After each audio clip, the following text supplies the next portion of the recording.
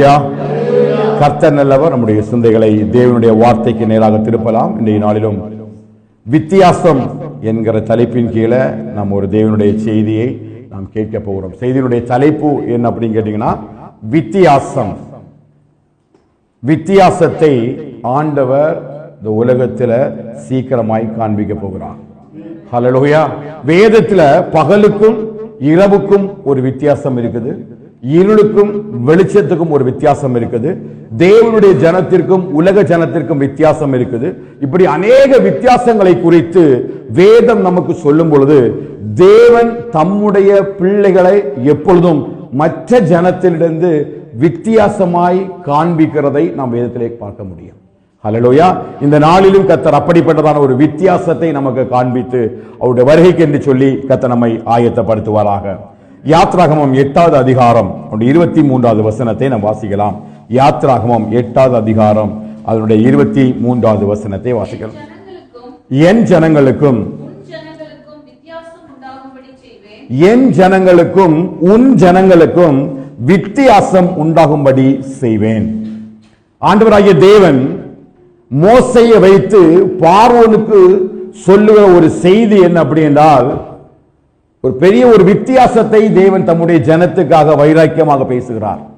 நம்ம எல்லாருக்கும் தெரிந்திருக்கிறபடி, சரித்திரம் தெரிந்திருக்கிறபடி, இஸ்ரவேல் ஜனங்களை ஆண்டவர் எகிப்து தேசத்தின் அடிமைத்தனத்திலிருந்து விடுதலையாக்கி வாக்குத்தத்தம் பண்ணப்பட்ட பாலும் தேனும் ஓடுகிற கானான் தேசத்துக்கு நேராய் நடத்தி செல்வதற்கு ஆண்டவர் சித்தமாக இருக்கிறார். இந்த ஜனங்கள் எகிப்து தேசத்திலே அடிமைகளாக வைக்கப்பட்டிருக்கிறார்கள். அப்படி தம்முடைய தாசனாகிய மோசேயை அனுப்பி அந்த எகிப்து தேசத்தில் இருந்து, வேதம் சொல்வது இரும்பு கால வாயில் இருந்து கர்த்தர் தம்முடைய வலது கரத்தினாலேயும் பலத்த புயத்தினாலேயும் அவளை விடுதலையாக்கும்படி சித்தம் கொண்டதினால மோசேயை அவர் எங்கே அனுப்புகிறார்?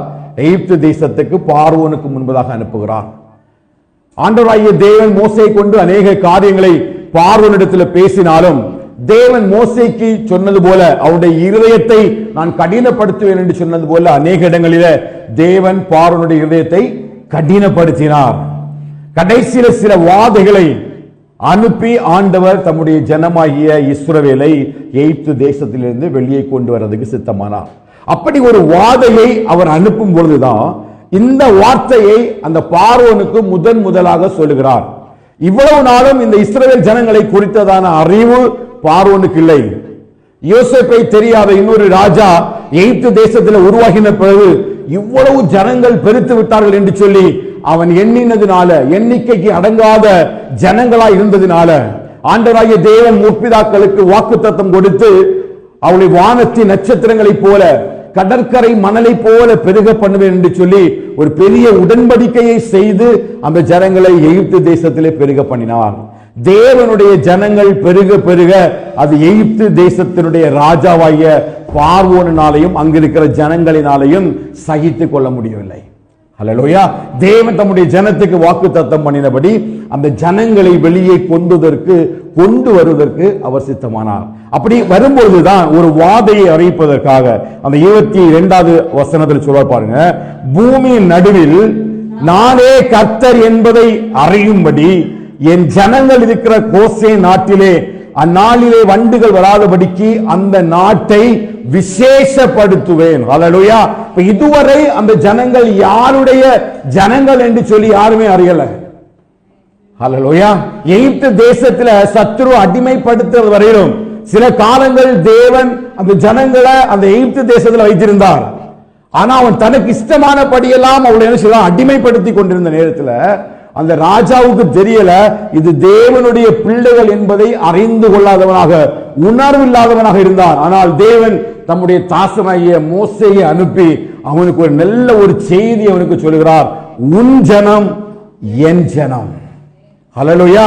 இதுவரையிலும் நீ அடிமைப்படுத்துற இந்த ஜனங்களை குறித்து உனக்கு அடையாளம் தெரியாது, இந்த ஜனத்திற்கான ஒரு முகவரி இல்ல, இந்த ஜனம் யார் என்று தெரியாமல் இவர்களை கேட்பதற்கு நாதியற்ற நிலைமையில தான் உன் மன விருப்பத்தின்படியெல்லாம் நீ அடிமைப்படுத்தி கொண்டிருந்தாய்.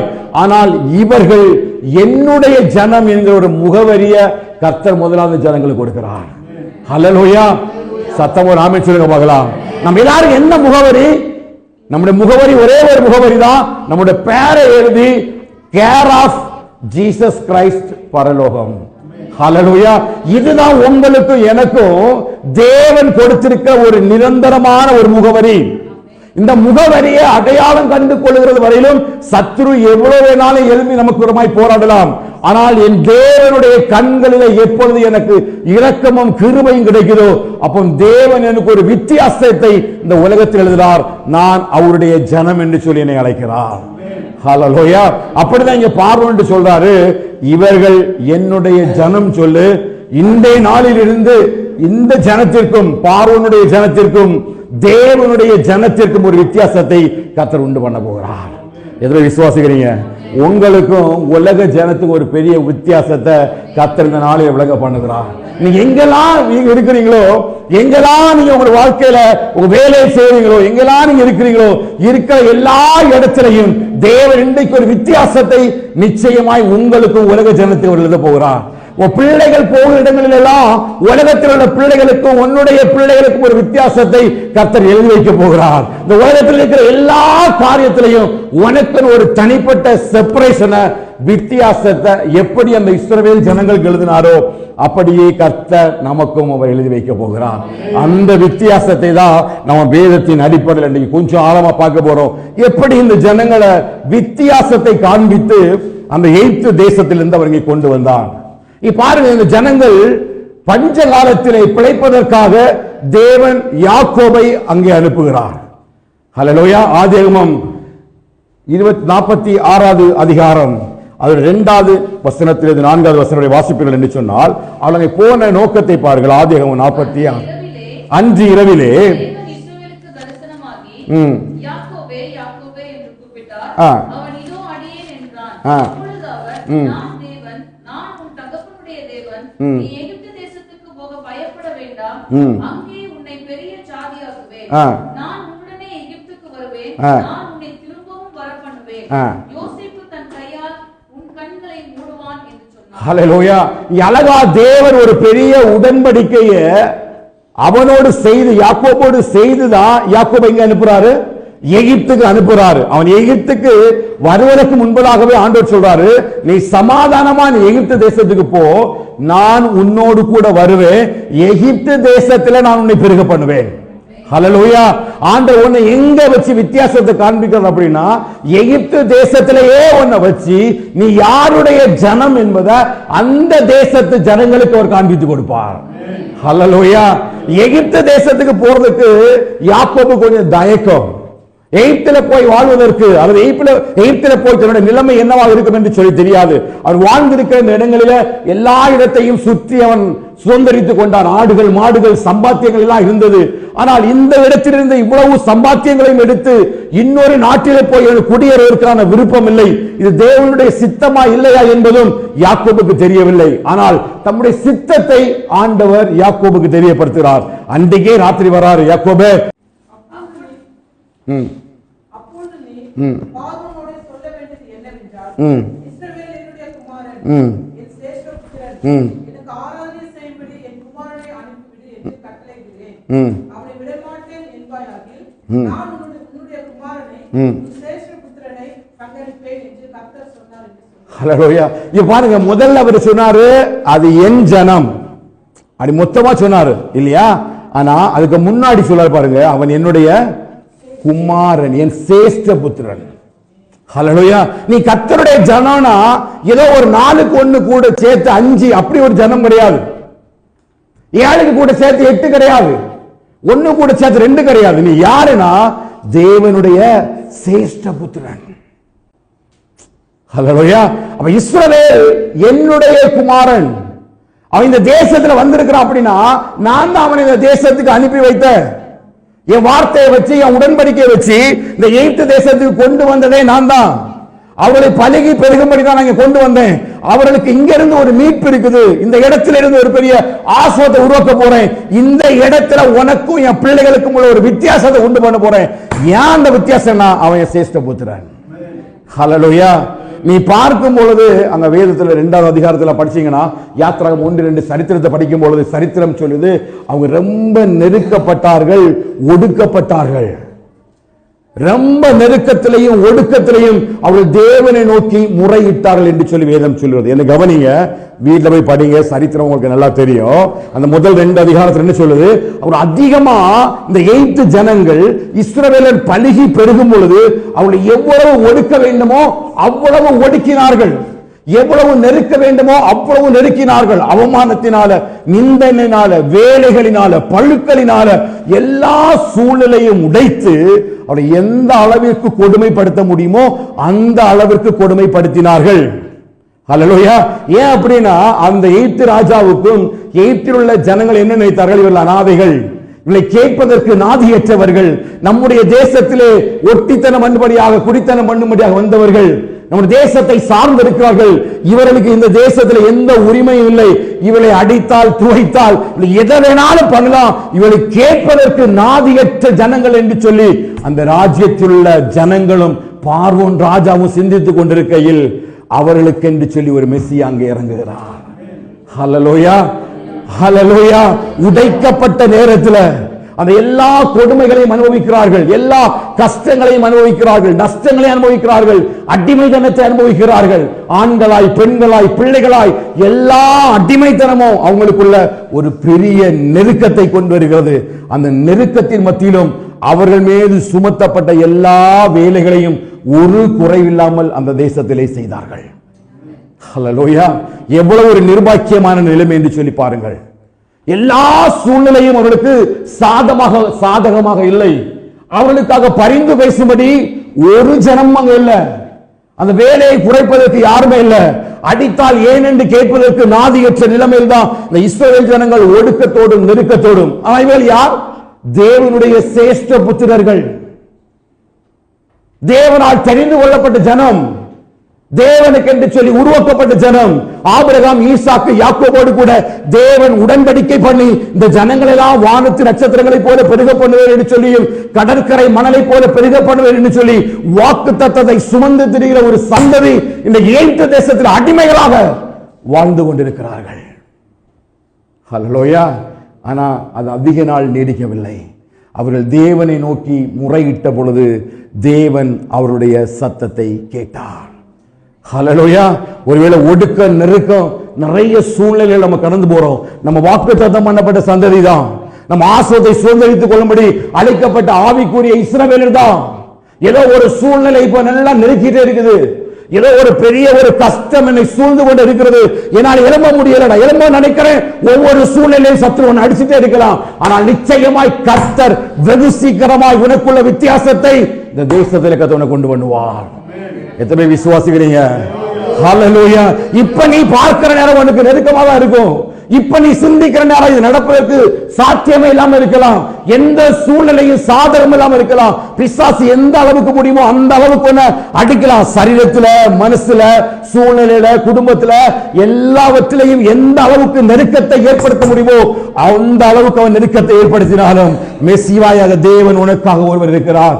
நிச்சயமா ஒரு வித்தியாசத்தை இந்த தேசத்திற்கு உண்டு பண்ணுவார். நிச்சயமா அது வரும். வெகு சீக்கிரமா அந்த வித்தியாசம் உங்கள் குடும்பங்களிலே உணரப்படும். கர்த்தர் உங்களுக்காக நின்று செய்ய போற யுத்தத்தை உங்கள் கண்கள் காணும். எப்படி எய்த்தில் அந்த ஜனங்களை வெளியே கொண்டு வந்தாரோ அப்படி அந்த வித்தியாசத்தை உணர பண்ணுவார். எப்படி உனக்கு அதை தருவார் தெரியுமா? அவர் நின்று பேசுவாரு, இவன் என்னுடைய சிரேஷ்ட புத்திரன். ஹல்லேலூயா. இவங்க எகிப்தில் உள்ள ஜனங்கள் என்ன பிளான் பண்றாங்க? இவங்க ஒரு யுத்தம் வந்தாச்சுன்னா இவங்க நம்ம கூட அதிகமா இருக்கிறதுனால நம்ம என்ன பண்ணுவாங்க, நெருக்கி போடுவார்கள் என்று சொல்லி இவர்களுக்கு விரோதமாய் பார்வோனுடைய ஆவி எழும்பி அடிமை தினத்துக்கு உட்படுத்தக்கூடிய நேரத்தில் ஒருவர் சொல்றார், அவர்கள் என்னுடைய சிரேஷ்ட புத்திரன். ஹல்லேலூயா. உன்னை ஏதோ உலகத்தில் கொண்டு அடிப்பதற்காகவும், நீ சரீரத்தில் ஒடுக்கப்படுவதற்காகவும், நீ மனதளவில் உடைக்கப்படுவதற்காகவும் ஒன்னும் கர்த்தர் ஒண்ணு மீட்டெடுக்கல. ஹல்லேலூயா. கர்த்தர் ஒன்னு அழைத்தார்னா ஒரு நோக்கம் இருக்குது. உன்னை குடும்பத்தில் இருந்து ஒன்று பிரித்து எடுத்தார்னா அவர் உங்களை ஒரு பெரிய நோக்கத்தை வச்சிருக்கிறாரு. நிச்சயமா அந்த நோக்கத்தை உன் வாழ்க்கையில கர்த்தர் நிறைவேற்றுவார். ஹல்லேலூயா. எத்தனை விசுவாசிக்கிறீங்க? ஒரு வித்தியாசத்தை நீங்க உணர போறீங்க. என்ன வித்தியாசம் தெரியுமா? உலக ஜனத்துக்கும் உனக்கும் உள்ள வித்தியாசத்தை கர்த்தர் எழுத போறார். தேவனை தேடுகிற சந்ததி தான் அந்த சேஷ்ட புத்திர சந்ததி என்று சொல்லி, வெறுமையா இருக்கிற உனக்கு, முகவரி இல்லாம இருக்கிற உனக்கு ஒரு முகவரியை தேவன் எழுதுகிறார். நீ அவருடைய சேஷ்ட புத்திரன். ஒவ்வொருவருக்கும் கர்த்தர் பெரிய சுதந்திரத்தை கர்த்தர் வைத்திருக்கிறார். விசுவாசம் ஆமென் சொல்லுங்க பார்க்கலாம். ஹல்லேலூயா. அதற்காகத்தான் அந்த தேசத்துல ஆண்டவரே தம்முடைய தாசனாகிய மோசேய அனுப்புறாரு. ஆமென். மோசேய அனுப்பி எப்படி ஆகிலும் அந்த ஜனங்களை அந்த தேசத்திலிருந்து கொண்டு வரணும் இருக்கிறார். என்ன காரணம் தெரியுமா? இதுவரையிலும் அனாதையா இருந்தவனுக்கு ஆண்டவர் ஒரு முகவரி கொடுக்கிறார். அவன் தேவனுடைய சேஷ்ட புத்திரன். சத்தமா ராமே சொல்லுங்க பார்க்கலாம். நமக்கு என்ன முகவரி? நம்ம எல்லாம் யாரு? சேஷ்ட புத்திரனா? தேவனுடைய சகல சொத்துக்கு நம்ம தான் அதிபதி. ஹல்லேலூயா. ஒரு குறைவில்லாமல் சகல சுதந்திரத்தையும் சுதந்திரித்துக் கொள்வதற்காக தேவன் நம்மை சேஷ்ட புத்திரனாக அபிஷேகம் பண்ணி வைத்திருக்கிறார். எத்தனை பேருக்கு சந்தோஷமா இருக்குது? ஹல்லேலூயா. அவருடைய சேஷ்ட புத்திரன் என்று சொல்லும் பொழுது எளிதாக ஒன்று கிடைத்து விடவில்லை. இந்த வாரம் நாங்கள் பைபிள் ஸ்டடில தான் சொன்னேன், அந்த யூதருக்கு உள்ள அந்த கனமும் மகிமையும் புத்திர சுவிகாரமும் வாக்கு தத்தங்களும் உடன்படிக்கைகளும் எப்படி யூதருக்கு சொந்தமோ அதுல ஒரு படி குறைவில்லாம விசுவாசத்தின் மூலமாய் இயேசு கிறிஸ்துவின் உள்ள அந்த இரத்தத்தின் உள்ள விசுவாசத்தின் மூலமாய் அதே மகிமை, அதே புத்திர சுவிகாரம், அதே உடன்படிக்கை, அதே வாக்கு தத்தத்தை கர்த்தர் எனக்குள்ளேயும் வைத்திருக்கிறார். இதுதான் என்னுடைய புத்திர சுவிகாரம். நான் சேஷ்ட புத்திரனாக மாற்றப்பட்டிருக்கிறேன். ஹல்லேலூயா. இவர்கள் ஒன்றும் இல்லை என்று சொல்லிதான் நினைத்தார்கள். ஆனால் இவர்கள் பெரிய ஒரு ராஜ்யத்துக்கு அதிபதி என்று சொல்லி எகிப்து ராஜாவுக்கு தெரியாது. இங்க அடிமைகளாக வாழ்ந்து கொண்டிருக்கிற ஜனங்கள் ஒரு பெரிய பாலும் தேனும் ஓடுகிற ஒரு கானான் என்கிற ஒரு பெரிய தேசத்துக்கு அதிபதிகளாக, அந்த காணியாட்சிக்கு சொந்தக்காரராக இருக்கிறார்கள் என்று சொல்லி பார்வோனுக்கு இதுவரையிலும் தெரியாது. ஆனா இப்ப சூழ்நிலை அதை சுதந்திரித்துக் கொள்ள மாதிரி தெரியல. இப்ப இருக்கிற சிச்சுவேஷன் எனக்கு இதுல இருந்து ஒரு விடுதலை கிடைக்குமான்னு எனக்கு தெரியாது. இந்த சிச்சுவேஷன்ல எனக்கு இது சாதகமா நடக்குமான்னு எனக்கு தெரியாது. ஆனா எனக்கு ஒண்ணு தெரியும், நான் அவருடைய சேஷ்ட புத்திரன். நிச்சயமா அந்த கானானை சுதந்திரிப்பதற்கான ஏற்ற வித்தியாசத்தை கர்த்தருக்குள்ள வெளிப்படுத்துவான். சத்தம் ஒரு ஆமென் சொல்லுங்க பார்க்கலாம். சத்தம் ஒரு ஆமென் சொல்லுங்க பார்க்கலாம். சூழ்நிலை போனது சரியில்லாம இருக்கலாம். நீ பார்க்க நேரங்களில் ஒண்ணு உனக்குவே சாதகம் இல்லாம இருக்கலாம். இப்ப எகிப்துல உனக்கு ஒரு சென்ட் நிலம் கூட, ஒரு சின்ன அளவுக்கு ஒரு காணியாட்சி கூட உனக்கு இப்போ சொந்தமா இல்ல. நீ இந்த எகிப்து தேசத்தை சார்ந்தவனாக நீ வாழ்ந்து கொண்டிருக்கலாம். ஆனால் நிச்சயமாய் கர்த்தர் உனக்கு வாக்கு கொடுக்கிறார். நீ ஒரு தேசத்தின் அதிபதியாக மாறும்படி கர்த்தர் உனக்கு சேஷ்ட புத்திர வாகத்தை தந்திருக்கிறார்.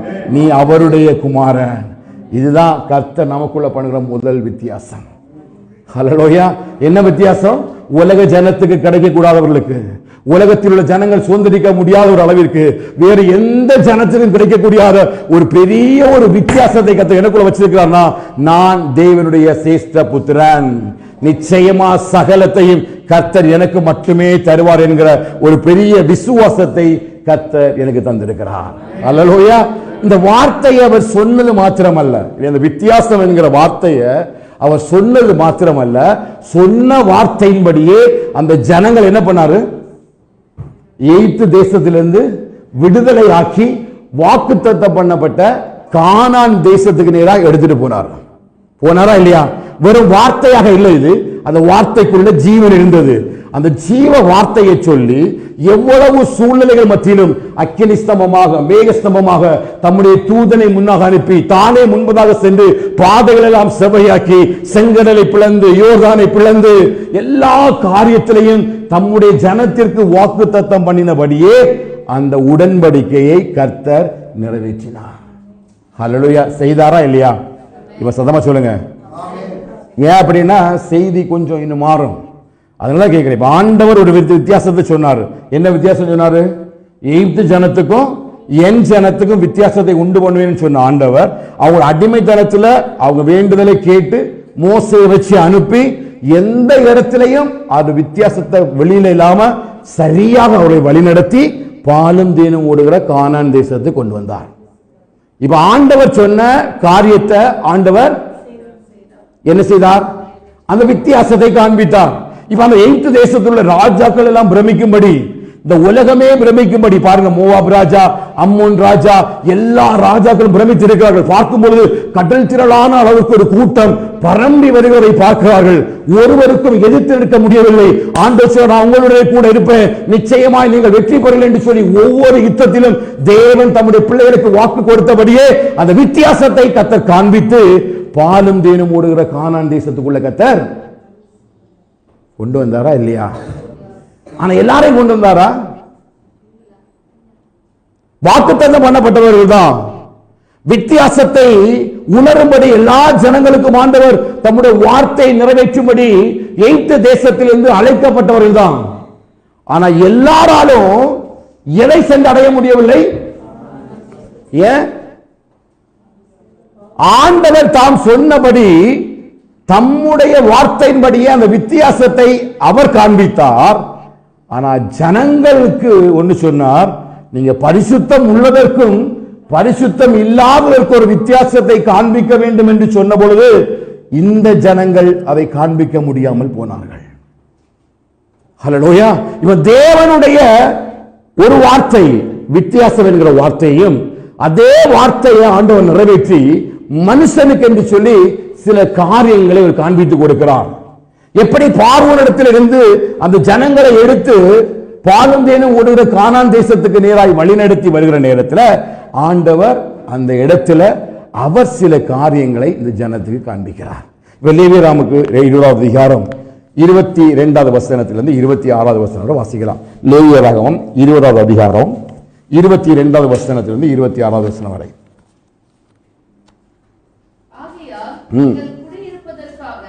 நான் உங்களை கொண்டு போகிற தேசம் உங்களை கட்டி போடாதபடிக்கு நீங்கள் என் கட்டளைகள் யாவையும் என்னுடைய நியாயங்கள் யாவையும் கைக்கொண்டு நடவுங்கள்.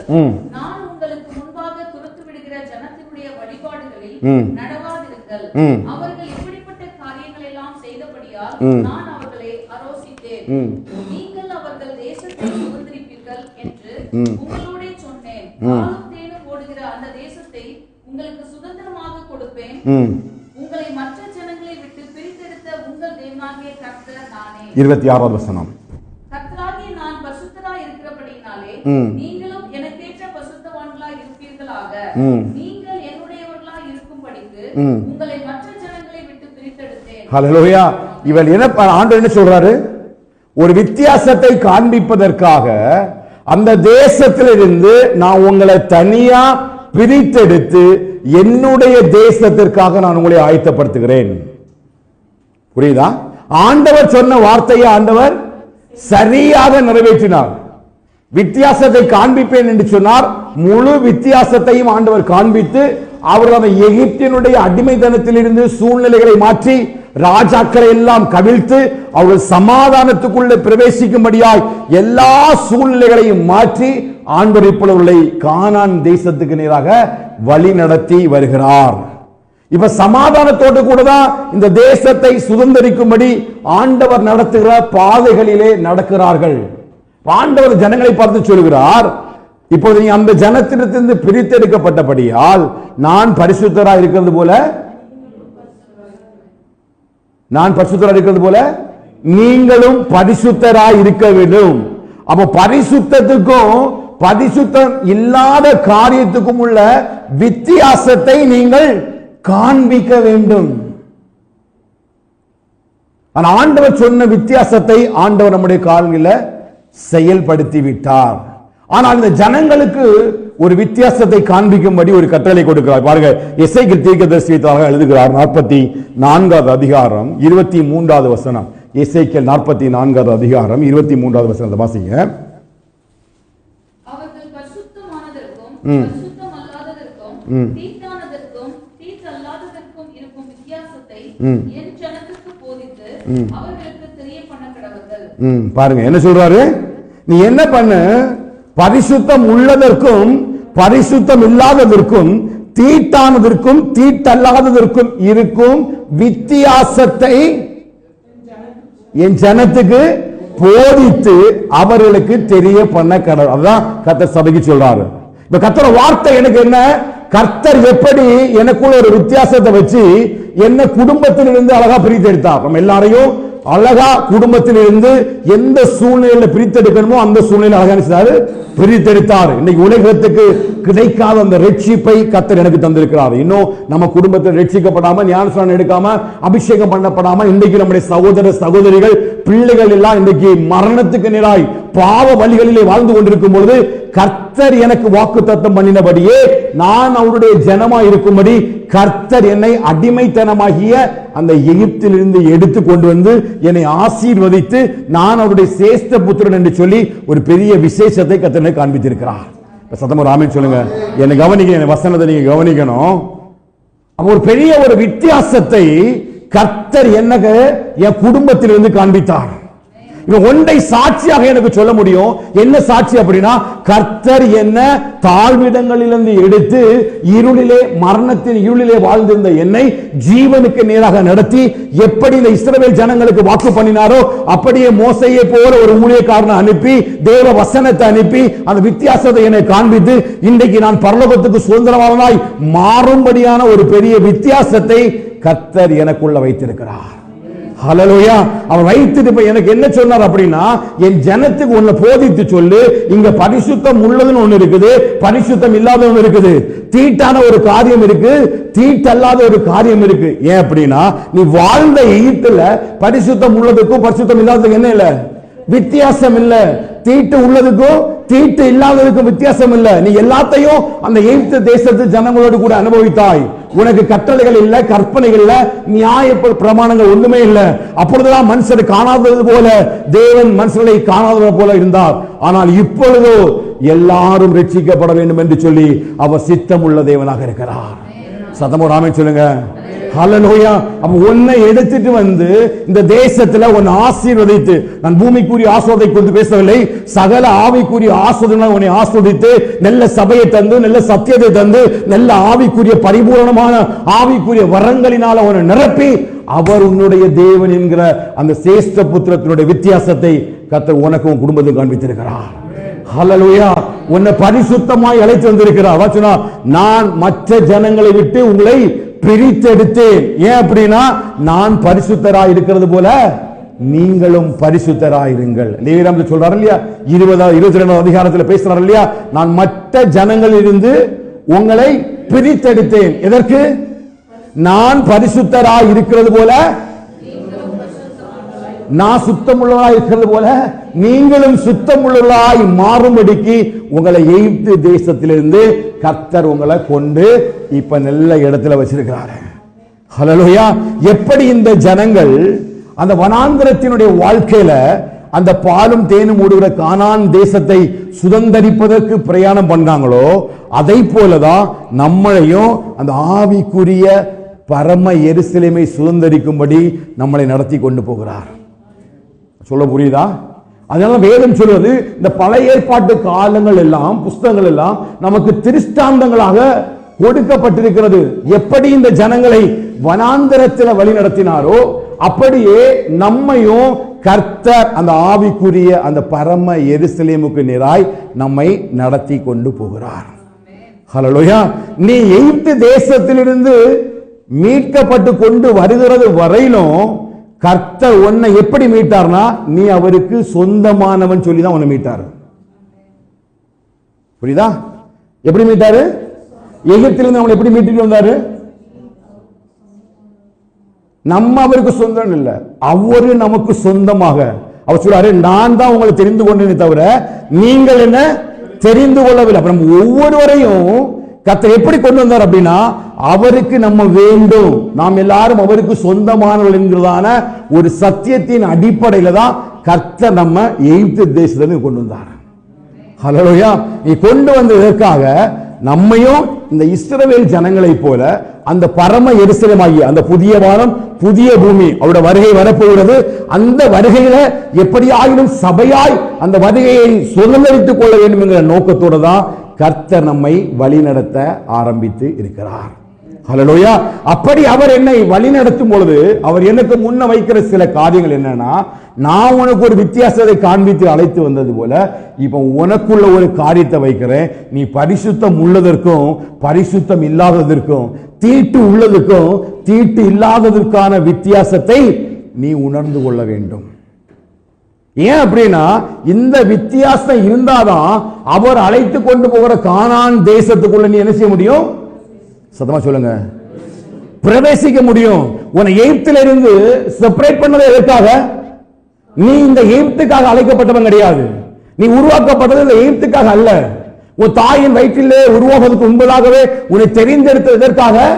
அந்த எருசலேமிலே கொண்டு உன்னை சேர்ப்பதற்காக. ஒரு நாள் வரும், பரம எருசலேம், புதிய வானம் புதிய பூமி வரும். அங்க நீ போய் சேர வேணும்னா உன்னை எகிப்திலிருந்து நான் பிரிச்செடுத்து உன்னை நடத்திட்டு போறேன். நீ போகிற தேசம் இல்லையா, அந்த தேசத்துக்கு நீ பிரவேசிக்கும் அப்படின்னா நீ பரிசுத்தமா இருந்தாதான் அங்க இருக்க முடியும். ஏன் அப்படின்னா அந்த தேசத்துல பரிசுத்தம் உள்ளதுக்கும் பரிசுத்தம் இல்லாததுக்கும் ஒரு வித்தியாசம் உண்டு. அங்க தீட்டானதுக்கு ஒரு வித்தியாசம் உண்டு, தீட்டு இல்லாததுக்கு ஒரு வித்தியாசம் உண்டு. இதை நீ இப்பமே கற்றுக்கொள்ளலைன்னா அதுக்கு உள்ளவனால் என்ன செய்ய முடியாது? பிரவேசிக்க முடியாது.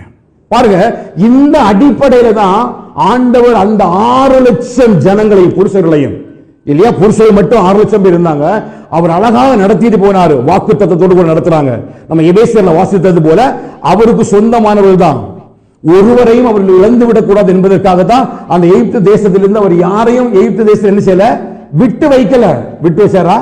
மற்ற ஜனங்களும் கூட தான் டிராவல் பண்ணாங்க. அபிஷேகம் பண்ணப்பட்டவங்க தான், அத்தனை பேரும் ஞானஸ்நானம் எடுத்தவங்க இல்லையா.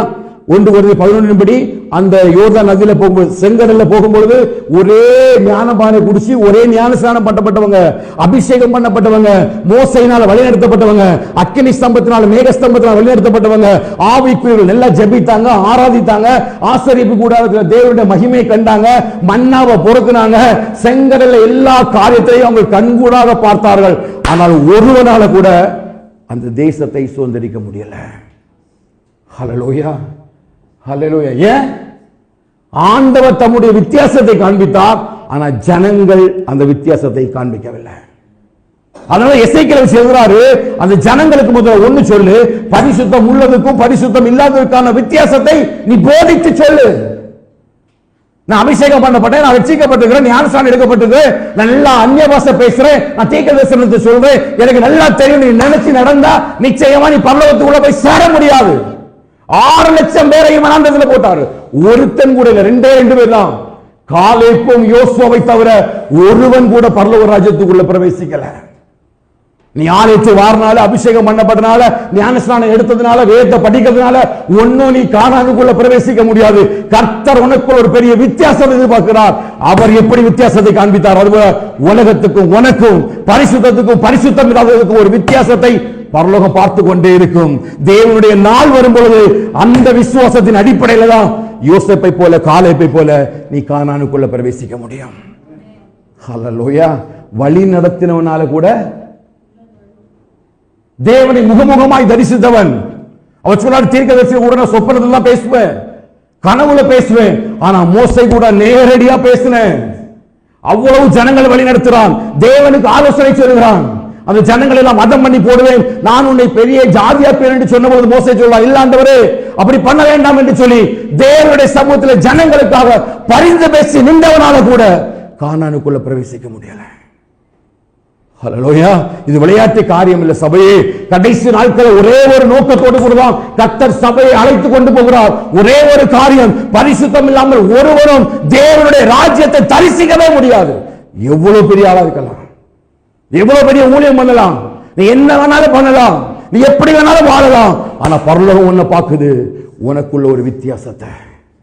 நீ உலகத்துக்குள்ள வாழும் பொழுது, நீ உலக ஜனங்களோடு கூட இணைக்கப்படும் பொழுது, உன்னுடைய ஐக்கியம், உன்னுடைய அன்பு, உன்னுடைய ஃப்ரெண்ட்ஷிப் எல்லாத்தையும் பரலோகம் கவனித்துக் கொண்டே இருக்கிறது. உன்னுடைய ஐக்கியம், அன்பு யாரு கூட? நீ தேவ ஜனங்களோடு கூட இணைக்கப்பட்டிருக்கிறியா? உலக ஜனங்களோடு கூட நீ நடக்கிறியா? தேவன் விதித்த வழிகளை நடக்கிறியா? இல்ல நீ விட்டு வந்த தேசத்தினுடைய பாதைகளுக்கு நேராய் கடந்து போகிறியா? இந்த வித்தியாசத்தை தான் கடைசி நாட்கள்ல கர்த்தர் காண்பிக்க போகிறார். அவர் வருகையில இதெல்லாம் வெட்ட வெளிச்சமாகவும் பட்ட பகலை போலவும் சபைக்கு முன்பாக வைக்கப்படார். இது அதானே எசேக்கியேல் அவர் அழகா சொல்றாரு, அவர்கள் பரிசுத்தமானதற்கும் பரிசுத்தம் இல்லாததற்கும், தீட்டானதற்கும் தீட்டல்லாததற்கும் இருக்கும் வித்தியாசத்தை என் ஜனத்துக்கு போதித்து. ஏன்னா இந்த ஜனத்துக்கு இந்த இது தெரியல. இன்னைக்கு இந்த ஜனத்துக்கு எது பரிசுத்தம் எது பரிசுத்தம் இல்லை, இன்னைக்கு ஜனத்துக்கு தெரியல.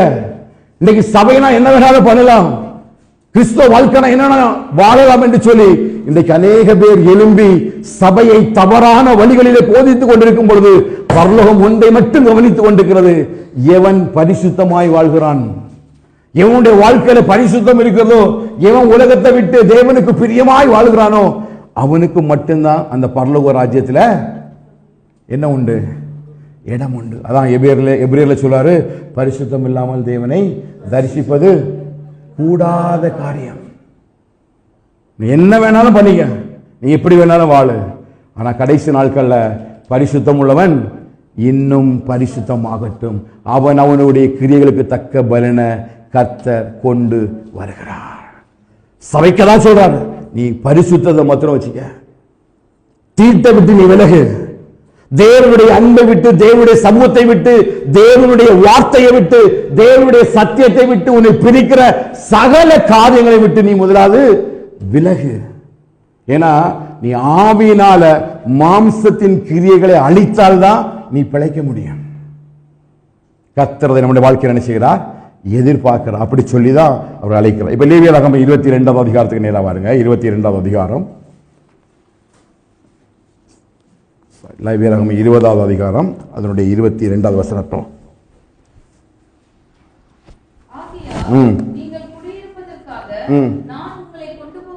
பாருங்க, நான் உங்களை கொண்டு போகிற தேசம் எங்க நம்மளை கொண்டு போறாரு,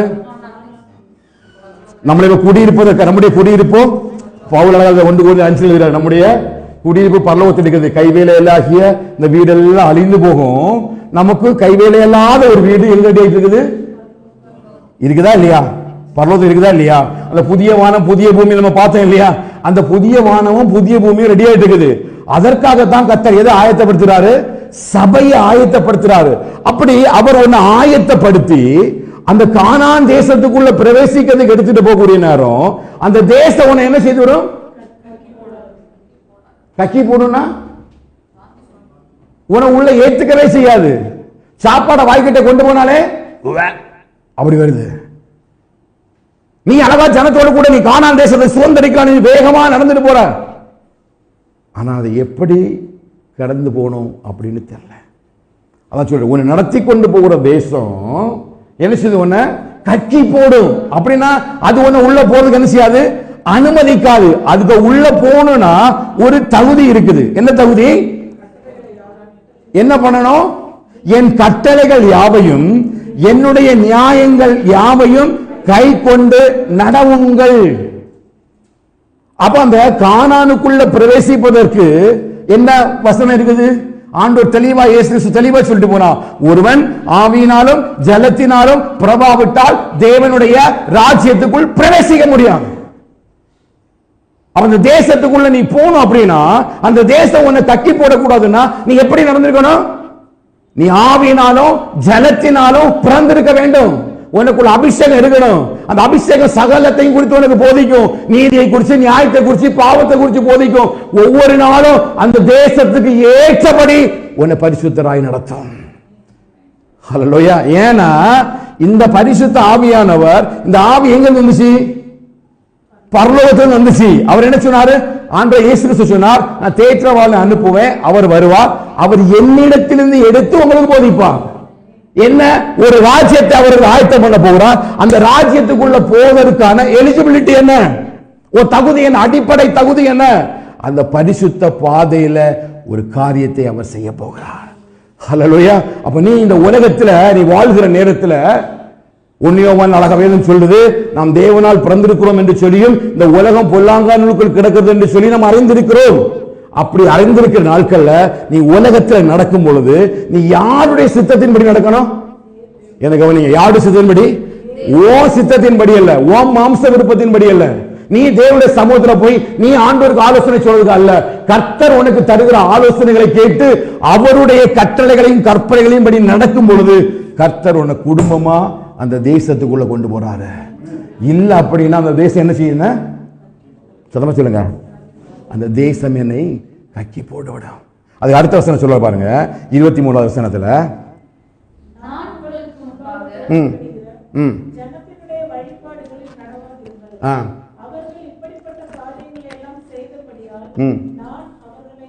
பாருங்க, ஆல்ரெடி ஒரு ஜட்ஜ்மெண்ட் முடிஞ்சிருச்சு. இந்த தேசத்துக்குள்ள, இந்த இஸ்ரேல் ஜனங்களுக்கு வாக்குத்தத்தம் பண்ணப்பட்ட இந்த உலகத்துக்குரிய இந்த கானான் தேசத்துக்குள்ள போறதுக்கு முன்னாடி அங்க சில ஜாதிகள் இருந்தாங்க. யாரெல்லாம்? எபூசியர், எமோரியர். இதெல்லாம் யாருடைய சந்ததி தெரியுமா? யாருடைய சந்ததி தெரியுமா? காமுடைய சந்ததி. நீங்க படிச்சு பாத்தீங்கன்னா 1 நாளாகமத்துல அந்த கரெக்டா அந்த ஜீனியாலஜி எழுதும் போது கரெக்டா இருக்கிறாரு. அந்த கானான் காம் சபிக்கப்பட்டவன் என்ன இருக்கு இல்லையா, அந்த கானானிய சந்ததி தான் இந்த அத்தனை ராஜாக்களும். அந்த சந்ததி தான் பரம்பி இந்த கானான் தேசத்தை முழுதுமாய் ஆக்கிரமித்திருந்தார்கள். அந்த எமோரியருடைய பாவங்கள் தான் இன்னும் முடியவில்லை என்று சொல்லி ஆபிரகாமுக்கு ஆண்டவர் சொல்றார், அவங்க 400 வருஷம் அடிமைகளாக இருப்பார்கள். ஏன்னா இன்னும் அந்த எமோரியருடைய பாவங்கள் நிறைவேறவில்லை. இவர்கள் கானானுடைய சந்ததி. அத்தனை ஜனங்களும் இப்படிப்பட்ட காரியங்களை செய்ததுனாலதான் அவர்களை அந்த தேசத்தில் நினைச்சார், அழித்து போட்டார். அப்ப அவர்கள் செய்த அதே காரியத்தை என்ன செய்யக்கூடாது? நீ செய்திடக்கூடாது. பரவாயில்ல, உன்னை ஒரு இடத்துல நான் கொண்டு வந்து உன்னை ஒரு பாதைக்கு நேரா வழி நடத்திட்டு போறேன். உன் மேல வாக்குத்தத்தம் இருக்குது, உன் மேல வார்த்தைகள் இருக்குது, உனக்கு ரட்சிப்பு இருக்குது, நீ எனக்கு சொந்தமானவன் தான், நீ அழைக்கப்பட்டவன் தான், நீ தெரிந்து கொள்ளப்பட்டவன் தான். ஆனா உன் இஷ்டத்தின்படியெல்லாம் நடப்பதற்கு ஒரு நாள் முடியாது. ஹல்லேலூயா. உன் இஷ்டம், உன் சுயம், உன் மாம்சம் ஒண்ணு அந்த தேசத்துக்குள்ள போக முடியாது. ஏன்னா அந்த தேசத்துக்கு என்று சொல்லி ஒரு நியமம் இருக்குது. அந்த தேசத்துக்கான நியமத்தை கர்த்தர் தம்முடைய ஜனமாகிய நமக்கு அவர் எழுதி தந்திருக்கிறார். ஹல்லேலூயா. சத்தமா ஆமென் சொல்லுங்க. அப்படி நாம் பரிசுத்தம் உள்ளதற்கும் பரிசுத்தம் இல்லாததற்கும் வித்தியாசத்தை காட்டும் பொழுது, எப்படி அந்த எகிப்து தேசத்தில் ஆண்டவர் பார்வோனுடைய ஜனத்துக்கும் தேவனுடைய ஜனத்துக்கும் வித்தியாசத்தை காட்டினாரோ, அப்படியே உங்களுக்குள்ள வித்தியாசத்தை தேவன் இந்த உலகத்தில் காட்டுவார். அது ஒரு மாற்றமும் கிடையாது. விசுவாசிகள் ஆமென் சொல்லுவாங்களா? நீ என்ன நிலைமையில இருங்க, முடியாது என்ன நிலைமையில இருங்க, இது என்னால முடியாது, யார் எனக்கு செய்தர முடியாது நீங்க நினைச்சாலும், ஆனா நம்ம ஆண்டவராகிய தேவனால் அதை செய்ய முடியும். ஆனா எப்ப செய்வார் அப்படி தெரியுமா? நீ அவருக்கானவள் என்று சொல்லி முழு வித்தியாசத்தையும் விசுவாசத்தையும் அவர் மேல வைக்கிற பொழுது நிச்சயம் அவர் சொல்வாரு, அவள் என்னுடைய சேஷ்ட புத்திரன். எத்தனை விசுவாசிக்கிறீங்க? அப்ப அவர் நோ சொல்லவே முடியாது. நீ உலகத்து மேல நம்பிக்கை வைத்து உலகத்தோட ஜனங்களை நம்பி அவர்கள் எனக்கு உதவி செய்வாங்க, இவங்க எனக்கு உதவி செய்வாங்க, இந்த சூழ்நிலை அவங்களால எனக்கு உதவி செய்ய முடியும் என்று சொல்லி மனுஷர் மேல நீ நம்பிக்கை வைத்து நீ ஓடுவாய் என்று சொன்னால், குதிரைகள் மேல நம்பிக்கை வைத்து ஓடுவாய் என்று சொன்னால், நிச்சயமா ஒரு காரியமும் வாழ்க்கையில நடக்க போறது கிடையாது. கடைசி வரையிலும் நீ நம்பி நம்பியே உன் வாழ்க்கை முடிந்து போகும். ஆனா கர்த்தர் மேல் நம்பிக்கையா இருக்கிற மனுஷன் பாக்கியவான். ஹல்லேலூயா. யார் மேல? யார் மேல? சத்தமா சொல்லுங்க. இது ஒரு வார்த்தை அல்ல, இது வாழ்க்கை. நான் மறுபடியும் சொல்றேன், இது வசனத்தை கேட்டு போறதுனால மாத்திரமல்ல, கர்த்தர் மேல எவன் முழு நம்பிக்கையா இருக்கிறானோ, ஒருவேளை வேற வார்த்தையினால் நம்ம இங்க சொல்லிட்டு போயிடலாம், ஆனால் தேவனுடைய கண்களும் இருதயம் இங்க திறந்தே இருக்குது. இங்க பாசாங்க போடுவதற்காக அல்ல, தேவன் நம்முடைய வாயின் வார்த்தையை அவர் கூர்ந்து கவனிக்கிறார். இப்ப சொல்லுங்க, கர்த்தரை நான் நம்பி இருக்கிறேன். சத்தமா சொல்லுங்க, கர்த்தரை நான் நம்பி இருக்கிறேன். நான் பயப்படேன். மனுஷனுக்கு என்ன செய்வான்? மனுஷன் ஒண்ணும் எனக்கு செய்ய முடியாது. கர்த்தரை நம்பியிருக்கிறாள், நான் ஒருபொழுதும் அசைக்கப்பட்டு போவதே இல்லை. இதற்காக தான் இந்த ஜனங்கள் என்ன பண்ணாரு, எடுத்தாரு. ஏன்னா நாங்க கர்த்தரை நம்பி இருக்கிறோம், நாங்க என்ன செய்ய போவதில்லை, அசைக்கப்பட்டு போவதில்லை. இப்ப அடுத்து எடுத்தீங்கன்னா லேவியராகமம் 18வது அதிகாரத்தில் இருக்கலாமா? 18வது அதிகாரம்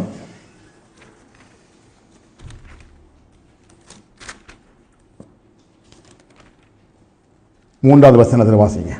நீங்கள் குடியிருந்த எகிப்து தேசத்தாருடைய செய்கையின்படி செய்யாமலும், நான் உங்களை அழைத்து போகிற கானான் தேசத்தாருடைய செய்கையின்படி செய்யாமலும், அவர்களுடைய முறைமைகளின்படி நடவாமலும், என்னுடைய நியாயங்களின்படி செய்து என்னுடைய கட்டளைகளை கைக்கொண்டு நடவுங்கள். நான் உங்கள் தேவனாகிய கர்த்தர். ஆகையால் என் கட்டளைகளையும் என் நியாயங்களையும் கைக்கொள்ள கடவீர்கள். அவைகளின்படி செய்கிறவன் எவனும் அவைகளால் பிழைப்பான். நான் கர்த்தர். ஹல்லேலூயா. இப்ப ஆண்டவர் என்ன சொல்றாரு? முதல்ல என்ன பண்ணாரு, அந்த தேசத்து குடிகள் அந்த பாவங்களை செய்தனாலதான், பரிசுத்தம் உள்ளதுக்கு இல்லாததுக்கு வித்தியாசம் தெரியாம தங்களோட மனசு விரும்பினபடிலாம் வாழ்ந்தனால அந்த தேசம் அவர்களை கக்கி போட்டது. இப்ப அந்த தேசத்து குடிகள் மாத்திரமல்ல, இப்ப நீங்க விட்டு வந்த சில காரியங்கள் இருக்கு. எங்க? எகிப்துல. என்ன விட்டு வந்தீங்க? எபேசியர் 2வது இல்லையா? நாம முற்காலத்திலே மனசும் மாம்சமும் விரும்பினபடி அப்படியே வாழ்ந்து வந்தோம். பேதுரு சொல்றாரு, அப்படியே உலக வழிபாடுகளுடனே கூட நடந்து வந்தோம். உலக மத சடங்குகள், உலக மத சாயங்களோடு கூட நடந்து வந்தோம். என் மனசுக்கு என்ன தோணுச்சோ அதெல்லாம் செய்தேன். என்னென்ன பாவம் செய்யணும் தோணுச்சோ அது எல்லாம் செய்தேன். ஏன்னா எகிப்தில் என்ன கேட்பதற்கு, சத்தமா சொல்லுங்க, எகிப்தில் என்ன கேட்பதற்கு யாரும் இல்ல, யாரும் என்னை பார்க்காதுங்கிற உணர்வு எனக்கு இல்ல கட்டளை இல்ல, கற்பனை இல்ல, நியமங்கள் இல்ல, என் வாழ்க்கையில என்னெல்லாம் நான் விரும்பினோ அது எல்லாம் சாலமோன் சொல்றாரு, என் கண்கள் இச்சித்தவைகளை ஒண்ணுமே நான் ஒதுக்கி வைக்கவே இல்லை. அப்படி ஒரு பாவ வாழ்க்கையில இருந்த நம்ம தான் மறுபடியும் ஆண்டவர் சொல்றாரு, இவன் நீ போகிற தேசம் இல்லையா, அந்த தேசத்துக்கு ஒரு வித்தியாசம் இருக்குது, பரிசுத்தம். அந்த தேசத்தோட முக்கியமா கவனிக்க வேண்டியது, நீ விட்டு வந்த எந்த காரியத்தையும் எடுத்துறாத. சத்தம் வராம சொல்ல பார்க்கலாம். நீ எயித்துல செய்த எந்த மத சடங்கு, மத சாயங்கள், மத பாரங்கள் ஒண்ணுமே எடுக்காதுங்க. அதனாலதான் தானியேல் பாபிலோன்ல போய் அந்த ராஜ போஜனம் புசிக்காததுக்கு காரணமே அதுதான். ஏன்? அந்த போஜனம் விக்கிரங்கள் முன்பாக படைக்கப்பட்டு அது தீட்டுப்பட்டக்கூடியதான். அந்த போஜனத்தினால தன்னை தீட்டுப்படுத்தி கொள்ளக்கூடாது என்று சொல்லி வேதம் சொல்லுகிறது. அதை போல எகிப்தில உள்ள கிரியைகள் எல்லாம் நம்ம வாழ்க்கையில மறுபடியும் செய்கிறதுனால எனக்குள்ள என்ன பாதிப்பு வருது? ஆண்டவர் எனக்கு சொன்ன வித்தியாசத்தை நான் காண்பிக்க முடியாம நான் அப்படியே மாறி போறேன். இப்ப நான் எகிப்தில இருந்து வந்ததும் ஒண்ணுதான், நான் எகிப்தில் இருக்கிறது ஒண்ணுதான். இதை ஆண்டவர் சொன்னாரு, அவங்க எகிப்தில இருந்து வந்துட்டாங்க, ஆனா அவங்களுடைய இருதயம் கவனிக்கிறீங்களா? என்ன நிறைய பேர் அப்படிதான் ரட்சிக்கப்பட்டுட்டாங்க, ஞானஸ்நானம் எடுத்துட்டாங்க, அபிஷேகம் பண்ணப்பட்டுட்டாங்க, இந்த கடைக்கு வந்துட்டாங்க. இவங்க என்ன நினைக்கிறாங்க? நாங்க ரட்சிக்கப்பட்டுட்டோம், நாங்க பரிசுத்தம் உள்ள சந்ததி, பரிசுத்த நகரம், நாங்க பரிசுத்தமா ஆவிக்குரிய வாழ்க்கை வாழ்றோம்னு இவங்களே சொல்லிக்கிறாங்களே தவிர இவங்களுடைய கிரியைகளில மாற்றம் இல்ல. அங்க எதை செய்தாங்களோ அதுதான் இங்கே செய்யறாங்க. எதெல்லாம் மாறி இருக்கே தவிர எது மாறல? கிரியைகள் மாறல. ஒருவேளை நம்ம உலக மனுஷன் போதகரை ஏமாத்திடலாம், சபை விசுவாசிகளை ஏமாத்திடலாம், கணவனை ஏமாத்தலாம், மனைவியை ஏமாத்தலாம், ஆனா கர்த்தரை ஒருவரை ஏமாத்தவே முடியாது. அவர் ஒன்ன பார்த்துட்டே இருக்கிறார். இப்போ இடம் மாறிட்டு, ஆனா என்ன மாறல? கிரியைகள் மாறல. இன்னும் நீ அந்த எகிப்தியருடைய செய்கைகள் இப்படி செய்தா நீ போறா தெரியுமா கானான் தேசம், அது ஒன்ன கக்கி போடும். என்றைக்கு முன்னாடியே அது ஒன்ன கக்கி போடும். அப்படிதான் ஒவ்வொரு இடத்திலையும் ஆண்டவர் இந்த ஜனங்களை 6 லட்சம் பேரையும், சரித்திரம் உங்களுக்கு தெரியும், ஒருவன் கூட எவையெல்லாம் தன்னுடைய எண்ணத்தினாலும் சிந்தனையினாலும் எகிப்தை இச்சித்து எகிப்துக்குள்ள போனானோ, நாங்க போய் வெள்ளரிக்காய்களை கமெண்டினாய்கள் நல்லா சாப்பிட்டோம், நல்ல ஆகாரம் இருந்தது என்று சொல்லி யாரெல்லாம் இச்சித்தாங்களோ அவர்கள் எல்லாரையும் ஆண்டவர் செய்தாரு. சத்தமா சொல்லுங்க. ஏன்? அவங்க நடத்தி வந்த பாதையில ஆண்டவருடைய வார்த்தையை விட்டு விலகிட்டாங்க. அப்ப மறுபடியும் அந்த வித்தியாசத்தை அவர் அன்னைக்கு காண்பித்தார் இல்லையா? எகிப்து தேசத்துல எனக்கு பரிந்து பேச யாரும் இல்ல, அடி வாங்குற நேரம் கூட அடி வாங்குறதுக்கு யாருமே இல்ல. நம்ம குடும்பமா தனியா தானே இருந்தோம், நம்ம அம்மா அப்பாவோட தான் தனியாக தான் இருந்தோம். நம்ம சுத்தி இருந்தவங்களா சிரிச்சாங்க இல்லையா? நமக்கு பரிந்து பேச யாரா இருந்தாங்களா? உதவி செய்ய யாரா இருந்தாங்களா? இல்ல. ஆனா அவருடைய கண்கள் அவருடைய இரக்கத்தின்படி என்ன தெரிந்தெடுத்து நானும் அவருக்கு சொந்தமானவர் சொன்னனாலதானே என்னை இவ்வளவு கஷ்டப்பட்டு எவ்வளவு நெருக்கத்தில் அவமானத்தில் நிந்தையில இன்னைக்கு நீ போய் அழகா சத்துருக்கமத்தில் நிமிர்ந்து நிற்கிறதுக்கு ஏற்ற பலனை தந்தாரா இல்லையா? சத்தமா சொல்லுங்க. ருசித்தவர் மட்டும் ஆமீன் சொல்லுங்க. தந்தாரா இல்லையா? அவமானத்தில் நிந்த நினைக்க நீ ஸ்ட்ராங்கா நிற்கிறியா இல்லையா? எதனால? அவர் ஒன்ன அவருக்கு சொந்தமானவன் சொல்லி அந்த ஜனங்கள்ல ஒரு வித்தியாசத்தை காண்பிச்சு உன்னை தூக்கிட்டு வந்துட்டாரு. ஹல்லேலூயா. உன்னை அப்படி பிச்சு பிடுகிற மாதிரி தான் இருந்து, குரங்கு பிடுகிற மாதிரி தான் எல்லாம் சத்துரு பார்த்துட்டே இருந்தான், எப்ப ஒன்ன இழுத்துலான்னு பார்த்துட்டு இருந்தான். ஆனா அவனுடைய கையில் இருந்து ஒன்னை விடுதலையாக்கி அவர் சொல்ல எகிப்து என்கிற இருப்பு கால வாயிலிருந்து கர்த்தர் ஒன்னை கொண்டெடுத்து இவனை கானானுக்கு நேராக நடத்துறாரு. நீ அப்படியே நம்முடைய முற்பிதாக்கள் நடந்து எகிப்தை இச்சித்து அந்த ஜனங்களுடைய விருப்பத்தின்படி செய்தது போல நீ செய்து போடுறன்னா உன்னை இங்கே போட்டுருவாரு. நீ எங்க போய் சேர மாட்ட? ஹல்லேலூயா. இது சபை போகலன்னா இது யாரையும் பாதிக்குது? மோசையும் பாதிக்குது. இந்த சபை எல்லாரும் சேர்ந்து மோசை என்ன பண்ணிட்டாங்க? உசு பேசி விட்டுட்டாங்க. அவன் என்ன பண்ணணும்னு தெரியாம ஒரு நிமிடம் ஆத்திரத்துல விட்டுட்டான். கதறான் தேவ சமூகத்துல. ஆண்டு எல்லாம் ஓகே தான்ப்பா, நீ தேவனோட வீட்டில் உண்மை உள்ளவன் தான், நீ எனக்கு பிரியமானவன் தான், நீ எல்லாம் பண்ற, ஆனா இதை குறிச்சு நீ பேசாத. அப்ப தெய்வ சமூகத்துல பரிசுத்தம் என்கிற வார்த்தைக்கு மேல ஒரு வார்த்தை, ஆண்டவரே 99% ஆல் ரைட் அப்படின்னா போக முடியுமா? அந்த தேசமே நம்மை கட்டி போடும். அப்போ ஒரு ரெட் கார்டு, ஒரு கார்டு நமக்கு தந்திருக்கு அப்படின்னா இந்த எலிஜிபிலிட்டி என்ன அப்படின்னு பார்த்தீங்கன்னா பரிசுத்தம் மட்டும்தான். அது எப்படி கிடைக்கும்னா அவருடைய கட்டளைகளையும் கற்பனைகளையும் கை கொண்டு நடந்தால் மட்டும்தான் கிடைக்கும். அப்படி நடக்கும் பொழுதுதான் ஆவியில் நடக்க முடியும். இப்போ சின்ன ஒரு காரியத்தை மட்டும் காலத்தில் கொடுக்க பாருங்க. என்னாகமம் 13வது அதிகாரத்தை 13வது அதிகாரம் 30வது வசனத்தை வாசிக்கிற பாருங்க. அப்பொழுது காலே மோசேக்கு முன்பாக ஜனங்களை அமர்த்தி, நாம் உடனே போய் அதை சுதந்தரித்துக் கொள்வோம், நாம் அதை எளிதாய் ஜெயித்துக் கொள்ளலாம் என்றான். அவனோட கூட போய் வந்த மனிதரோ, நாம் போய் அந்த ஜனங்களோட எதிர்க்க நம்மாலே கூடாது, அவர்கள் நம்மை பார்க்கிலும் பலவான்கள் என்றார்கள். நாங்கள் போய் சுற்றி பார்த்து வந்த அந்த தேசம் தன் குடிகளை பட்சிக்கிற தேசம். நாங்கள் அதிலே கண்ட ஜனங்கள் எல்லாரும் மிகவும் பெரிய ஆட்கள். அங்கே ராட்சத பிரவியான ஏனோக்கின் குமாரனாகிய ராட்சதரையும் கண்டோம். நாங்கள் எங்கள் பார்வைக்கு வெட்டுக்கிளிகளைப் போல் இருந்தோம், அவர்கள் பார்வைக்கு அப்படியே இருந்தோம் என்று சொல்லி, இப்படி இஸ்ரவேல் புத்திரருக்குள்ளே தாங்கள் சுற்றி பார்த்து வந்த தேசத்தை குறித்து துர்ச்செய்தி பரப்பச் ஹல்லேலூயா. இப்ப ரெண்டு கரெக்டான ரெண்டு பேரை குறிக்குது. ஒன்னு காலேப், இன்னொரு குரூப். ரெண்டு பேருமே தேசத்தை வேவு பார்க்க போனவங்க இல்லையா? ரெண்டு பேருமே ஒரே விதமாக தான் மோசேயினுடைய அந்த பராமரிப்பிலே நடத்தப்பட்டார்கள். ஒரே விதமாக தான் அனுப்பப்பட்டார்கள். ரெண்டு பேருமே ஞானஸ்நானம் எடுத்தவங்க, ரெண்டு பேருமே அபிஷேகம் பண்ணப்பட்டவங்க, ரெண்டு பேருமே அந்த மேகஸ்தம்பத்தினாலும் அக்கினி ஸ்தம்பத்தினால் நடத்தப்பட்டவர்கள். தேவனுடைய கூடாரத்தில் எல்லாம் வாசம் பண்ணின எல்லாம் ஒரே கேட்டகரி தான். ஆனா ஒரு இடத்துல போகக்கூடிய நேரம் அங்க பரிசுத்தம் உள்ளவனுக்கும் பரிசுத்தம் இல்லாதவனுக்கும் ஒரு வித்தியாசத்தை காண்பிக்குது. அது எங்க காண்பிக்கிறார்னா அந்த 14வது அதிகாரம் 24வது வசனத்தை வாசிங்க. 14:24 வாசிங்க. என்னுடைய தாசனாகிய காலே போதக்கா வேற ஆவியை உடையவனா இருக்கிறபடினால். ஏன் காலை மட்டும் வேற ஆவி இருந்துச்சு? அந்த தேசத்தை வேவு பார்க்கக்கூடிய நேரத்தில் அவர்கள் மாம்சத்துல போகல, தேவனை நம்பி போனாங்க. ஆனா இந்த ஜனங்கள் அப்படி கிடையாது. இவங்களுக்கு அந்த இடத்துல இருந்து போறதுக்கு பயம். மாம்சத்துக்கு உள்ள அவங்க பேசுறாங்க. மாம்ச கண்களோடு கூட அந்த காரியத்தை பார்க்கும் பொழுது அந்த தேசம் இவங்களுக்கு எதிர்க்க முடியாத அளவுக்கு பெரிய தேசமா இருக்குது. புரியுதா? அபிஷேகம் பண்ணப்பட்டவனுக்கும் அபிஷேகம் பண்ணப்படாதவனுக்குள்ள பரிசுத்தத்தினுடைய பார்வை இதுதான். காலேப் ஆவியினால அபிஷேகம் பண்ணப்பட்டிருக்கிறான். அவன் தேவனை உத்தமமா பின்பற்றுறான். தேவனுடைய கட்டளைகளையும் கற்பனைகளையும் கை கொண்டு மோசே எப்படி வழி நடத்தினாரோ அப்படியே காலேப் எல்லாத்தையும் கேட்டு குடும்பமா ஆண்டவரை பின்பற்றான். அதே மாதிரி இயேசுவும் பின்பற்றி போறாங்க. ஆனா இன்னொரு கூட்டம் இருக்குது. இவங்க ஆலயத்துக்கு வராங்க, வசனம் கேட்கிறாங்க, வார்த்தைகளை கேட்கிறாங்க. ஆனா இவங்களுடைய வாழ்க்கையில் என்ன இல்ல? மாற்றம் இல்ல. இவங்களுடைய எது கிரியை செய்து? மாம்சம் கிரியை செய்து.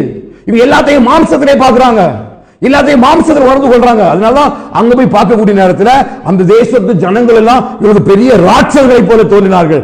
ஆனா இங்க காலேப் சொல்றான், இல்ல நம்ம எளிதாக சுதந்திரித்துக் கொள்ளலாம். கர்த்தர் ஈட்டினாலும் பட்டயத்தினாலும் ரட்சிக்கிறவர் அல்ல. யுத்தம் கர்த்தருடையது, யுத்தம் கர்த்தருடையது. இது யார் சொல்ல முடியும் தெரியுமா? அபிஷேகம் பண்ணப்பட்டவன் சொல்ல முடியும். உன் வாழ்க்கையில கஷ்டம், நஷ்டம், பாடு, பிரச்சனை வரக்கூடிய நீ ஆண்டவரை விட்டு விலகி ஓடுறதுக்கு அல்ல, கர்த்தர் ஆவியை உன்னோடு கூட இருக்கும் பொழுது நிச்சயமா சொல்ல முடியும். யுத்தத்தினாலும் பட்டயத்தினாலும் ரட்சிக்கிறவர் அல்ல, என் தேவனுடைய கரத்தினால் அவர் ரட்சிக்கிறவர். ஹல்லேலூயா. இப்படிப்பட்ட காலேப்பினால மட்டும்தான் அந்த கானான் தேசத்தை சுதந்திரிக்க முடியும். ஹல்லேலூயா. நீ ஆவியில எழும்பு, நீ ஆவியில உற்சாகப்படு, ஆவியில பலனடை.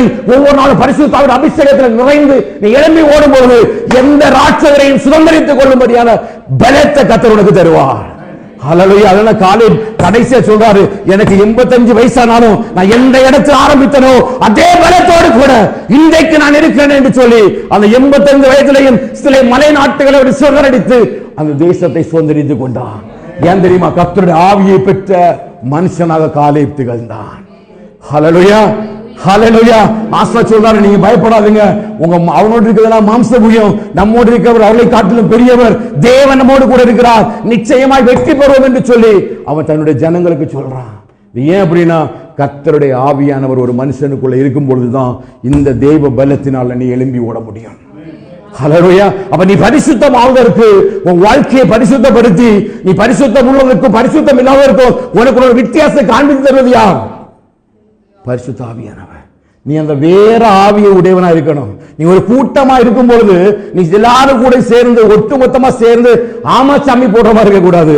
நீ தேவ ஆவியினால நடத்தப்படும் பொழுது, அதான் ரோமர்கள், எவர்கள் தேவனுடைய ஆவியில நடத்தப்படுவார்களோ அவர்கள் தேவனுடைய புத்திரராயிருக்கிறார்கள். ஹல்லேலூயா. அதனால காலை சொல்றாரு, இல்ல நம்ம எளிதா சுதந்திரித்துக் கொள்ள. இவங்களுக்கு ஒரு வித்தியாசம் இல்லை இல்லையா? அவன் 2 பேரும் இருந்தாங்க, சபைக்குள்ள இருந்தாங்க. 2 பேரும் ஆலயத்துக்கு வந்தவங்க தான், 2 பேரும் அபிஷேகம் பண்ணப்பட்டவங்க தான், 2 பேரும் வேதவசனத்தை கேட்டவங்க தான். சபையில நீண்ட காலமா விசுவாசம் இருக்கிறாங்க. ஒவ்வொரு அற்புதத்தையும் பார்த்தாங்க. இவனும் செங்கடலை பார்த்தா, அவங்களும் செங்கடலை பார்த்தாங்க. எல்லாருக்கும் ஒரு வித்தியாசம் இல்ல, ஒரே ஒரு வித்தியாசம், இவன் தேவ ஆவியினால் அபிஷேகம் பண்ணப்பட்டவன். இவர்கள் யார்?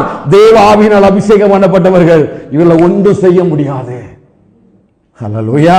அப்படி தேவ ஆவியில வாழ்கிற ஒன்னாலதான் உனக்கும் உலகத்துக்குள்ள வித்தியாசத்தை காண்பிக்க முடியும். அதை யார் காண்பி தருவா? உனக்குள்ள அபிஷேகம் உனக்கு காண்பிக்கும். உங்களுக்குள்ள அந்த அபிஷேகம் இருக்குது, அது சகலத்தையும் குறித்து உனக்கு போதிக்கும். வேற யாரும் உனக்கு சொல்ல வேண்டிய அவசியம் இல்லை. அந்த அபிஷேகத்தின் ஆவியானவர் உன்னை சகல சத்தியத்துக்குள்ள நடத்துவார். நீதியும் நியாயமும் பாவத்தையும் பரிசுத்தத்தையும் குறித்தவர் நடத்துவார். அப்படி அவருடைய ஆளுகைக்கு நீ ஒப்பு கொடுக்கும் பொழுது நிச்சயமா அந்த கானான் தேசத்துக்கு போற வழியில கர்த்தர் உன்னை நடத்தி கொண்டு போவார். ஹல்லேலூயா. அவர் அவருடைய வித்தியாசத்தை காண்பிச்சுட்டாரு. உன்னை ரட்சிப்புக்குள்ள கொண்டு வந்து உன்னை நடக்க விட்டுக்கிறாரு. இப்ப நீ அவருக்காக ஒரு வித்தியாசத்தை காண்பிக்கணும். ஹல்லேலூயா. அந்த வித்தியாசத்தோட நீ நடந்தாதான் நீ கானான போய் சேர முடியும். அப்படி இல்லைன்னா நீ ரட்சிக்கப்பட்டிருக்கிற, நீ அபிஷேகம் பண்ணப்பட்டிருக்கிறா, நீ அழைக்கப்பட்டிருக்கிறா, நான் அவருடைய சேஷ்ட புத்திரன், நான் உனக்கு சொந்தமான அப்படின்னு சொல்லிட்டு யாரையாவது உள்ள விட்டாரா? யாராவது உள்ள போனாங்களா? ஒருத்தனை கூட சொந்தக்காரன் எல்லாம் உள்ள கொண்டு போல. அவன்கிட்ட கொண்டு போனாரா? எல்லாரும் எங்க போட்டாரு?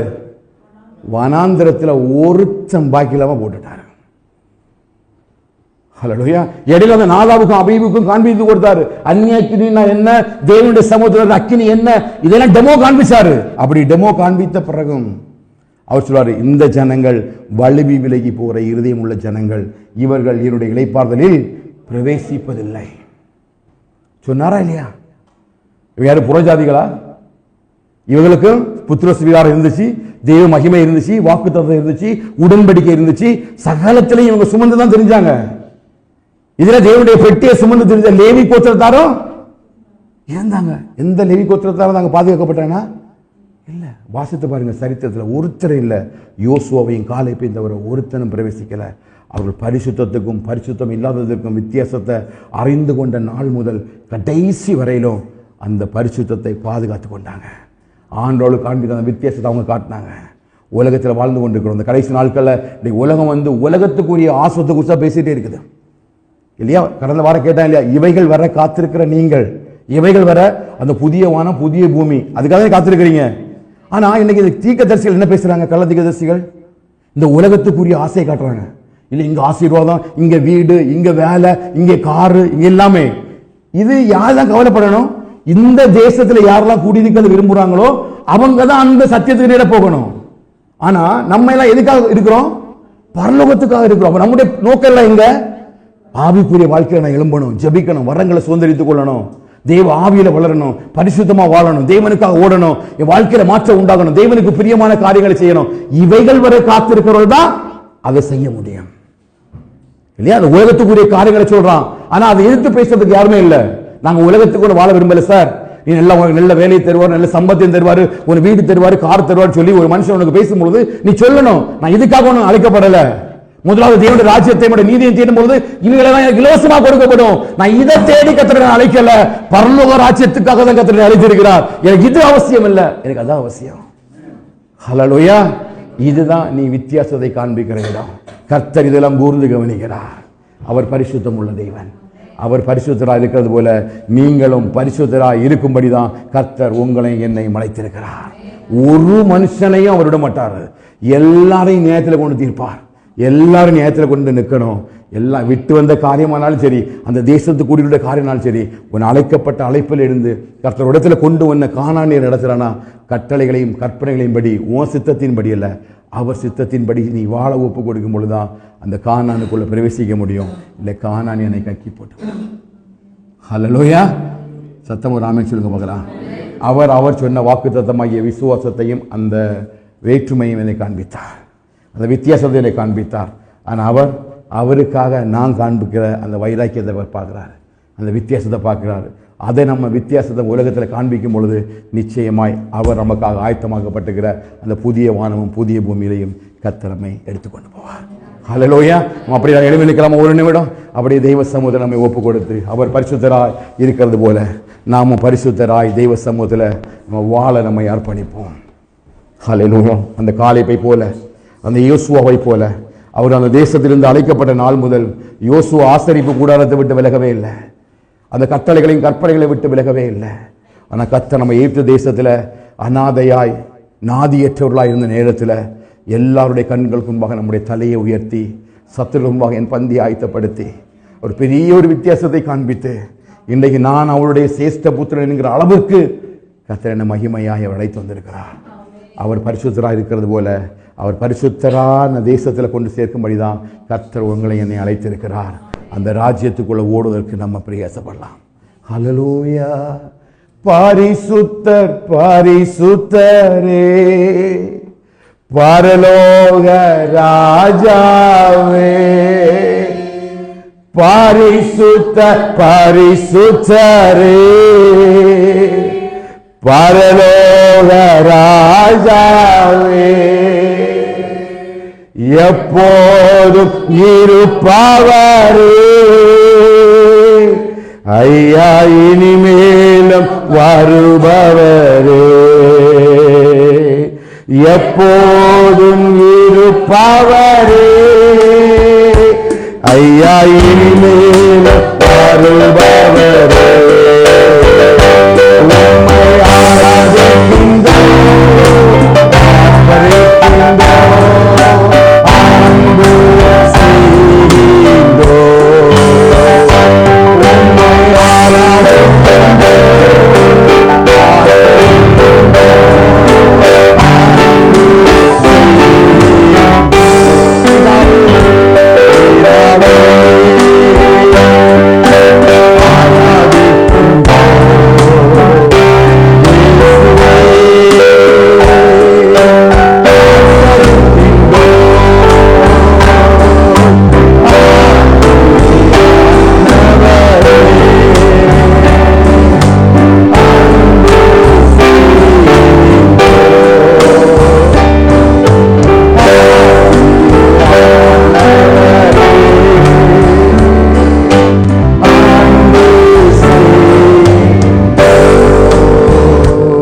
பரிசுத்தமும் இரக்கமும் கிருபையும் உள்ள ஆண்டவரே, நீங்கள் ஆஸ்வதிக்கப்பட்ட மாலை வேளைக்காக நன்றி.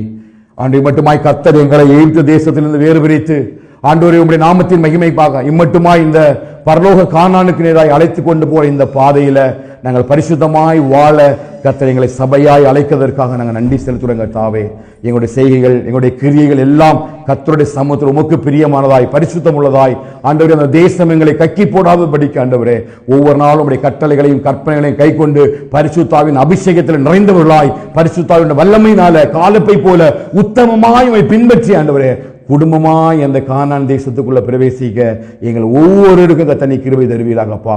அந்த எல்லா இடங்களிலும் ஆண்டவரே உம்முடைய ஆவியினால் நிரப்பப்பட்டவர்களாய் அந்த பரிசுத்தத்தை மட்டும் சுதந்திரித்துக் கொள்ள கர்த்தர் எங்களை கிருபை செய்யுங்க. விட்டு வந்த எந்த எய்த்தினுடைய கிரியைகளும் ஆண்டவரே எங்களை சூழ்ந்து கொள்ளாதபடிக்கு, அந்த மாம்ச கிரியைகளுக்கும் உலகத்தினுடைய வழிபாடுகளுக்கும் நாங்கள் ஒப்பு கொடுத்து விடாதபடிக்கு ஆண்டவரே கர்த்தர் கிருபையாய் எங்களை பரிசுத்தப்படுத்தி உம்முடைய நாமத்தின் மகிமைக்காக நீர் எங்களை வழி நடத்தி விட கர்த்தர் நீ கிருபை செய்தவரின் வாரங்கள் ஜெபிக்கிறேங்க. இந்த வாரம் நடக்கிற எல்லா கூடுகைகளையும் கர்த்தர் நீர் ஆசீர்வதிப்பீராக. எங்கள் போக்கில வரத்தில் ஆசீர்வதிங்க. பிள்ளைகளுடைய வேலையில கூடுங்க ஆண்டு, பிள்ளைகளுக்கு தேர்வுகளில் கர்த்தருடைய கரம் கூட நல்ல ஞானம் புத்தி கொடுத்து பிள்ளைகளை ஆசீர்வதித்து பாதுகாத்து வழி நடத்த வேண்டுமா நாங்கள் ஜெபிக்கிறோங்க. தாவே கிருபைக்குள்ள மூடிக்கொள்ளும்படியாக நாங்கள் ஜெபிக்கிறோம். சகல துதி கன மகிமை எல்லாம் நாம் நமக்கு செலுத்துகிறோம். இயேசுவின் நாமத்தில் ஜெபிக்கிறோம் எங்கள் ஜீவனுள்ள நல்ல பிதாவே, ஆமென் ஆமென். சொல்லுமா, என் ஆத்துமாவே கர்த்தரை ஸ்தோத்திரி, என் முழு உள்ளமையோடு பிரசனாமத்தை ஸ்தோத்திரி, என் ஆத்துமாவே கர்த்தரை ஸ்தோத்திரி, கர்த்தர் செய்த சகல உபகாரங்களை மறவாதே. ஆமென் ஆமென். ஆசீர்வாதம் நம்முடைய கர்த்தராகிய இயேசு கிருபையும் பிதாவாகிய தேவனுடைய அன்பும் பரிசுத்தாவின் ஐக்கியமும் சிநேகமும் இன்றும் என்று சதா காலங்களிலும் ஆண்டவராகிய இயேசு கிறிஸ்துவின் சகல பரிசுத்தவான்களோடும் சபையோடு நம் அனைவரோடும் கூட தங்கியிருப்பதாக. ஆமென் ஆமென் ஆமென். ஹல்லேலூயா ஹல்லேலூயா ஹல்லேலூயா. கர்த்தர் உங்களை ஆசீர்வதிப்பாராக. சமாதானத்தோடு